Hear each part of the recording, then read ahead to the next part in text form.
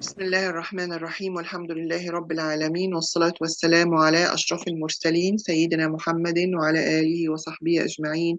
من يهدي الله فهو المهتد ومن يضلل فلن تجد له وليا مرشدا. رب اشرح لي صدري ويسر لي أمري واحلل عقدة من لساني يفقه قولي. ربنا لا تزغ قلوبنا بعد إذ هديتنا وهب لنا من لدنك رحمة إنك أنت الوهاب. الحمد لله الذي هدانا لهذا وما كنا لنهتدي لولا أن هدانا الله. بسم الله الرحمن الرحيم. Today, inshallah, we're going to take the tafsir of Surat Almulk from ayah 21 to ayah 26. Last lesson, the ayat, we're talking about the different scenes that Allah subhanahu wa ta'ala created and different creations present, and Allah subhanahu wa ta'ala is telling all the people, whether they are believers or disbelievers, the his favors on them, from making the earth is tame for them to walk on, for making the sky or heaven that it's Allah is decorating with different stars and making it an ayah, or something that they cannot say it is of their own creation, must be a great creator who created all these things. And at the same time, Allah is telling those disbelievers that they cannot being secured from the rage of Allah subhanahu wa ta'ala, that he may make this earth to swallow them, or to make a sandstorm is coming to engulf them. But this is not happen because of the mercy of Allah. And we mentioned here that the name of Allah Ar-Rahman is coming in those ayat, that mentioning that Allah Ar-Rahman is all merciful to all his creatures, whether they are believers or disbelievers. And we mentioned before, being merciful to the disbelievers by granting them health, by granting them a good life, and how they are having their strength and power and go and come, and having their mind to think about everything around them. But despite of returning back to Allah and believe in Him, they continue in their arrogance and their denials. Allah subhanahu wa ta'ala is also saying in ayah 20 that if you are looking for someone to aid you or to help you, there is no helper and no supporter except Allah subhanahu wa ta'ala. He is, but the disbelievers is in delusions and they are not believing in that. Continuing for the same line of ayat that Allah subhanahu wa ta'ala is telling, in ayah 21, Allah also is giving a question that who is that would provide you? أَمَّنْ هَذَا, who is could provide you? الَّذِي يَرْزُقُكُمْ. يَرْزُقُكُمْ means provide you. In أَمْسَكَ رِزْقَهُ, if he withheld his provision. And provision, actually, the word provision or rizq in Arabic means a lot of things. It's not only means the money or the drinks or the food. It's all the favors that you have. It's a provision from Allah. If you have, if you are wealthy, it is a provision. If you are having knowledge, it is a provision.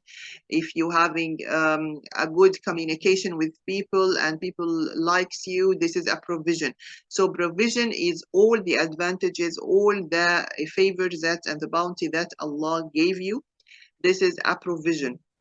So Allah is giving us now a question, and this is the linguistic techniques of the Quran, to give you a question and to wait for the answer. You will answer by yourself. Now, when Allah is telling you who is that could provide you if he withheld his provision, so the answer coming from you, it's Allah subhanahu wa ta'ala. No one can provide except Allah subhanahu wa ta'ala. So the disbelievers, the disbeliever, instead of saying that, what happened? بَلَّجُّوا. بل لجوا. لجوا actually in Arabic, that means that they are going deeper, deeper. This is the literal meaning. So they are going deeper. لجوا في عتو ونفور. عتو, here عتو is in pride and arrogance.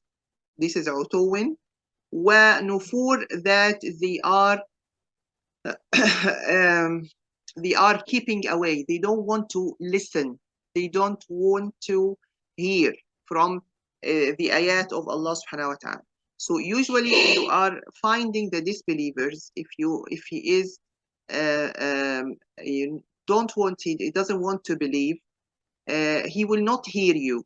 If you try to invite him, if you try to invite him to Islam, or he will not listen, and sometimes he will escape away.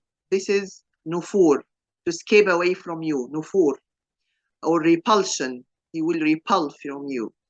Wa'utu is sometimes he will stay, but he start to mock you. He start to show himself that he is more intelligent and more smart, and this is arrogance. This is utu. So Allah is describing the behavior of the disbelievers, that they are deeply in this arrogance and this repulsion or aversion. Whatever you try to tell them, they are in deep of their arrogance and aversion. So Allah subhanahu wa ta'ala is describing such behavior in ayah 22. What ayah 22 is saying? Allah is saying about those disbelievers who are not, who always in arrogance and repulsion. أَفَمَنْ يَمْشِي, this is the one who walks, مُكِبًّا. مُكِبًّا means fallen. عَلَى وَجْهِهِ, on his face. Better, أهدى, better guided. Here أهدى comes from the word huda, which is guidance. So أهدى means better guided, means better guided, أهدى. أَمَّنْ يَمْشِي, or the one who walks سويا. سويا, upright. Upright. على صراط مستقيم, on a straight path. So here is very interesting type of likeness or parable. This is a parable which Allah made of the believer and disbeliever. So the condition of the disbeliever is like one who walks prone on his face. This is like a person who bent over on his face with his head down. So Allah is giving an example of the disbeliever, that he is walk with his head down, or he is his head is falling on the ground and his face is touching the ground or the earth, which means a type of humiliation, and he is not knowing his way. This person doesn't know where he's going or how. He's lost.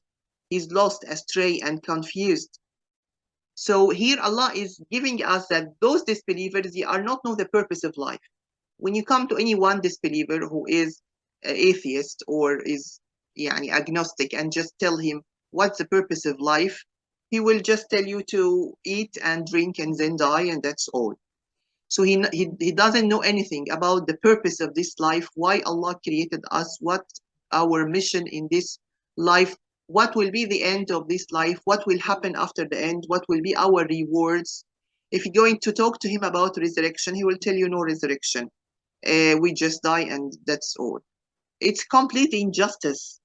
If you're going even by logic way to discuss that issue with someone who is denying resurrection, tell him this is the absolute injustice, because people are there are transgressors, people in this life who wronged other people, and both of them died. And those transgressors, not all of them punished in this life. So is it finished that those who being killed without a sin, or these transgressors or wrongdoers who did a lot of crimes will not be accountable for that? Is this justice? So it's nonsense. The resurrection is the proof and the evidence of the justice in this life. And the justice in this life is made by Allah subhanahu wa ta'ala, al-Hakam, al-Adl, the all just, Allah subhanahu wa ta'ala. And this is of his beautiful names. So here Allah is talking about them or giving examples that the disbeliever is the one who is walking or he is face down, so he couldn't see any of the directions, couldn't see his way, and always falling, always falling. Is this is an example, or the one who walks upright, meaning here the believer, who stand erect on a straight path, meaning this person who walks upright is on clear path and he's straight within himself, while his path is straight as well. This is their likeness in this world, and their likeness will be the same in the hereafter. In the hereafter, the same. So the believer will be gathered on the day of judgment, walking upright upon the straight path, and the vast, spacious paradise will be opened for him. However, the disbelievers will be gathered, walking down on his face to the hell fire. So this is the difference between the two. Then Allah subhanahu wa ta'ala is continuing giving examples of his favors on his servants in ayah 23. In ayah 23, Allah is saying, قُلْ هُوَ. قُلْ here means say, Ya Muhammad alayhi salatu wassalam, هُوَ الَّذِي أَنْشَأَكُمْ. It is he who has produced you. أنشأكم يعني started your creation. Started your creation. أنشأكم. And of course, the start of creation was by creation of Adam alayhi salam.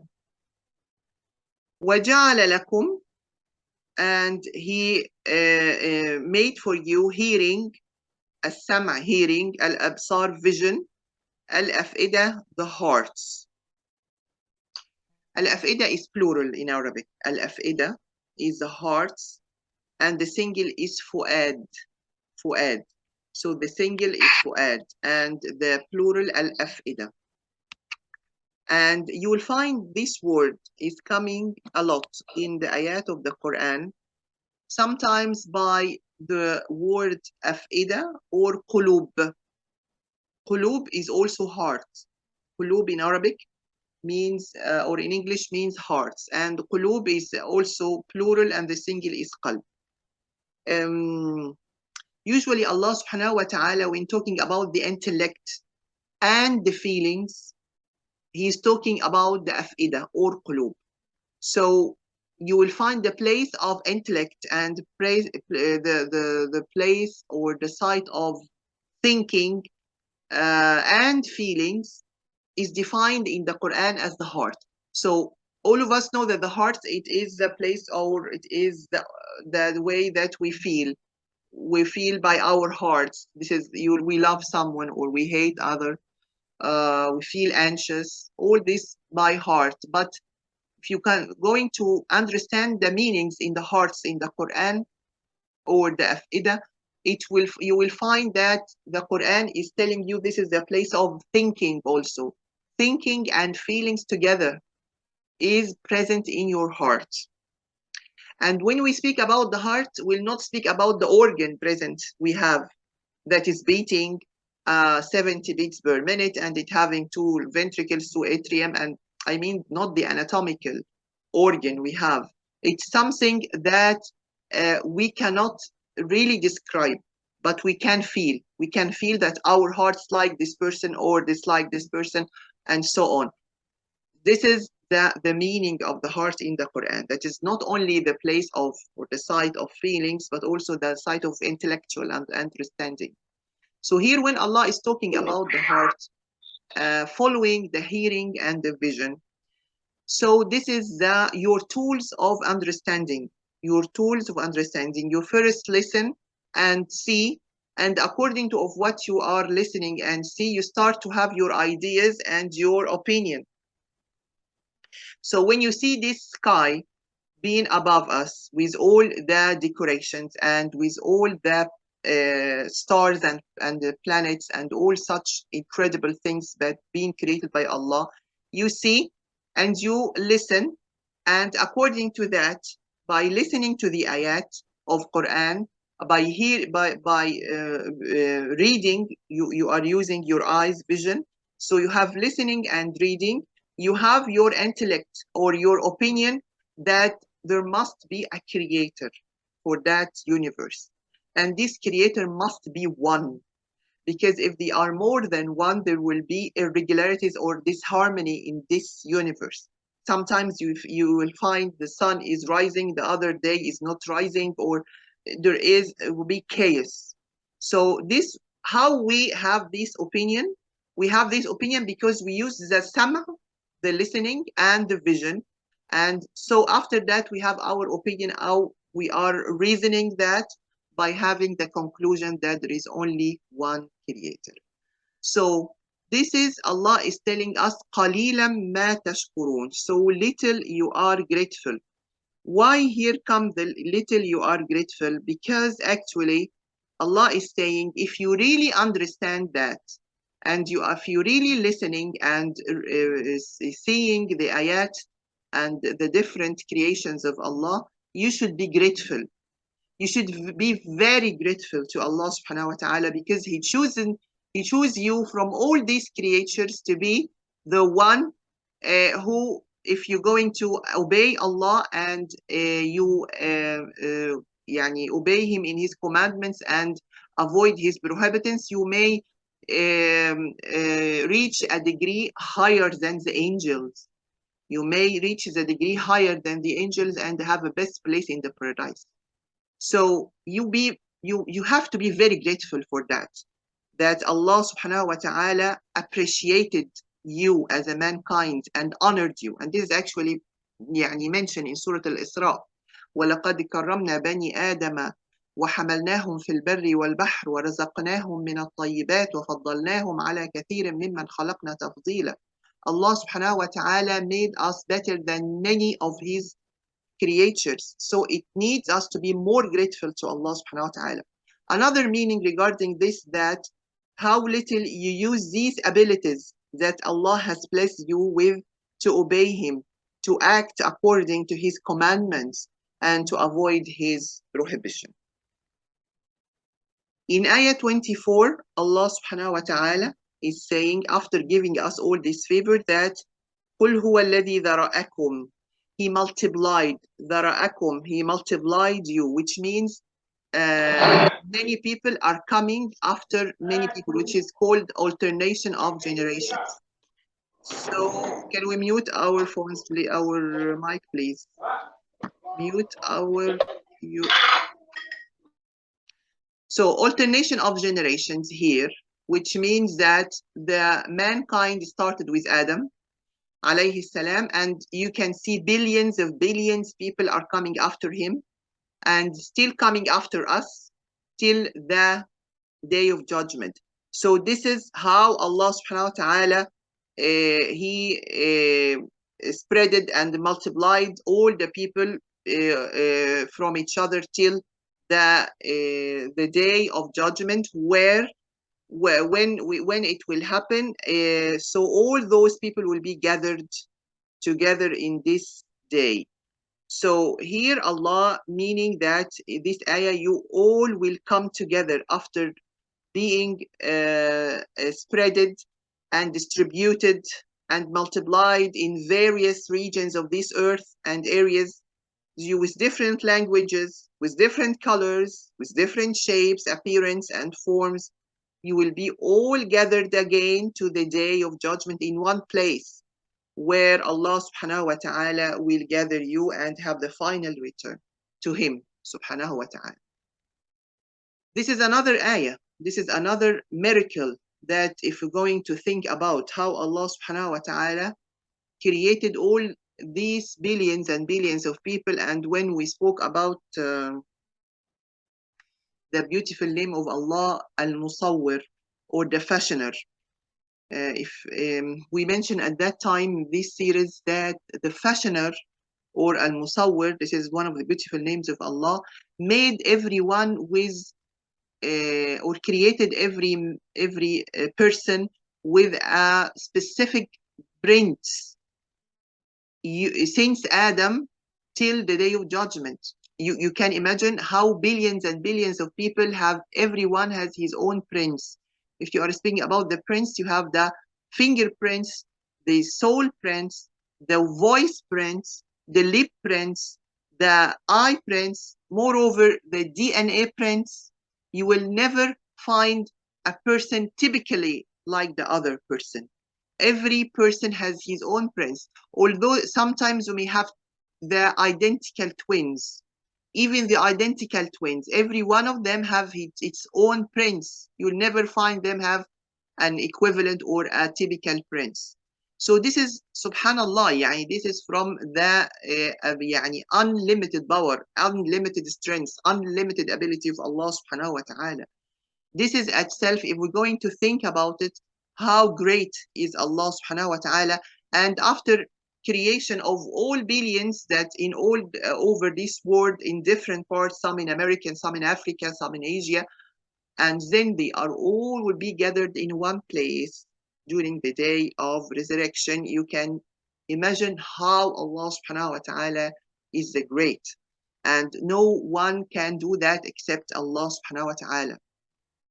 Then Allah is saying about what they will answer the Prophet when he tell them such things, because you can see the ayat is qul. Qul means say.